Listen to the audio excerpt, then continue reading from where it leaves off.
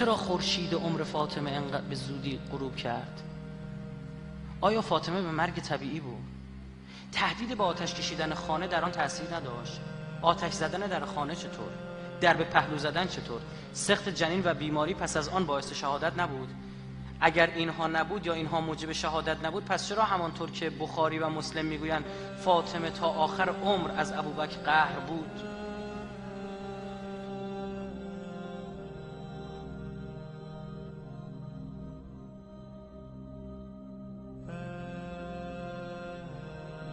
آیا حمله صورت گرفته توسط خلیفه اول و دوم و اعوان و انصارشون به خانه حضرت؟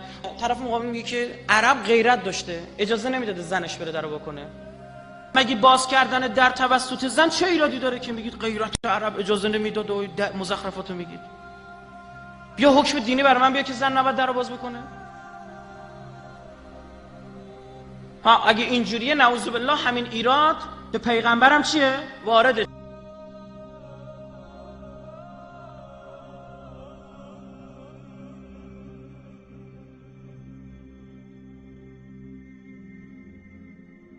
یعنی حضرت رسول هم میبره زیر بار تهمت.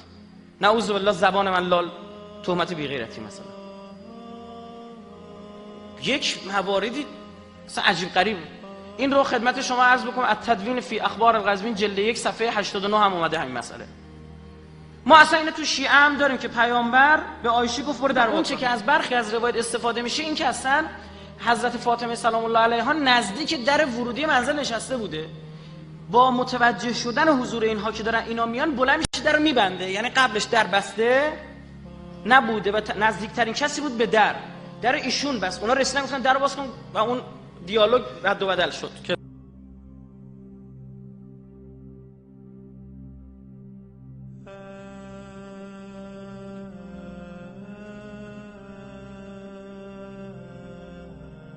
حضرت زهرا برای دفاع از حریم اهل بیت پشت در رفت. حریم اهل بیت یعنی ولایت، یعنی امامت. حضرت زهرا اولین شهید راه امامت و ولایت. پیغام داد به ما، برای کل تاریخ پیغام داد که عزیز من، از من میخواید به پیغمبر نزدیکتر باشید؟ تصور بر این بود با توجه به موقعیت حضرت زهرا و احترام حضرت رسول درباره ایشان، مردم با دیدن حضرت صدیقه خجالت بکشن و معترض نشون و برگردن، کما اینکه عده‌ای هم همین کار رو کردند. الاختصاص صفحه 186 تحقیق علی اکبر غفاری، تفسیر العیاشی جلد 2 صفحه 67 میگه عمر گفت برخیزی تا پیش او، یعنی علی، برویم. پس ابوبکر، عمر، عثمان، خالد ابن ولی، مغیرة ابن شعبه، ابو عبیده جراح و ابو حذیفه، قنفذ و من به همراه او راه افتادیم. چون نزدیک خانه رسیدیم فاطمه آنان را دید و لذا در را بست و شک نداشت که بدون اجازه وارد نخواهند شد.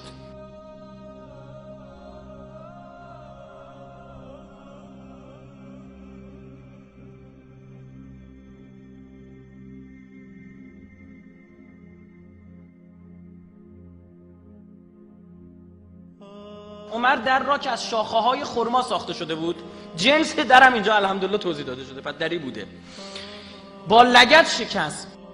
در روایت سلیم ابن قیس آمده، خدمت شما عرض بکنم این شیعه.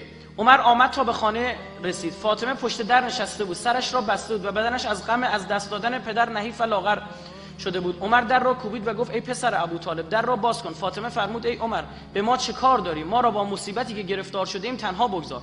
عمر گفت در را باز کن وگرنه آن را به آتش میکشم. فاطمه فرمود آیا از خداوند نمیترسی که وارد خانه ما میشوی؟ عمر باز نگشت و آتش خواست و آتش را بر در خانه افکند و آن را سوزاند. لسان المیزان جلد 5 صفحه 82 بررسی شده. خدمتتون از کتاب ابن حبان از ثقات جلد 7 صفحه 409، جلد 4 صفحه 300، جلد 7 صفحه 3، تهذیب الکمال جلد 12 صفحه 8، جلد 4 صفحه 124، تهذیب التهذیب جلد 4 صفحه 176، معرفت الثقات جلد 1 صفحه 430، جلد 2 صفحه 50، طبقات الکبری ابن سعد جلد 7 صفحه 188 تا و 198 و خدمت شما عرض کنم تاریخ بخاری کبیر جلد 5 صفحه 163 و غیره. و گفت به همان خدایی که جان عمر در دست اوست سوگند یاد میکنم که بیرون بیایید وگرنه خانه را با کسانی که در آن هستند آتش خواهم زد. به عمر گفتند ای ابا حفص، کنیه عمر بود، فاطمه علیها السلام در این خانه است؟ عمر پاسخ داد باشد. در امام و سیاسه دینوری جلد 1 صفحه 16 میگه عمر همراه عده‌ای به طرف خانه فاطمه آمد و در را کوبید. فاطمه با شنیدن سر و صدای جمعیت با صدای بلند و همراه گریه فریاد زد ای رسول خدا، چه مصیبت هایی پس از تو از پسر خطاب و پسر ابوقحافه، یعنی عمر و ابوبکر میبینم. گروهی با شنیدن صدای گریه فاطمه دلشان به درد آمد و با گریه آنجا را ترک کردند، اما عمر با گروهی دیگر باقی ماندند. ابن قیس هلالی صفحه 568 میگه عمر آتش طلبید و آن را بر در خانه شعله ور ساخت و سپس در را فشار داد و باز کرد و داخل شد.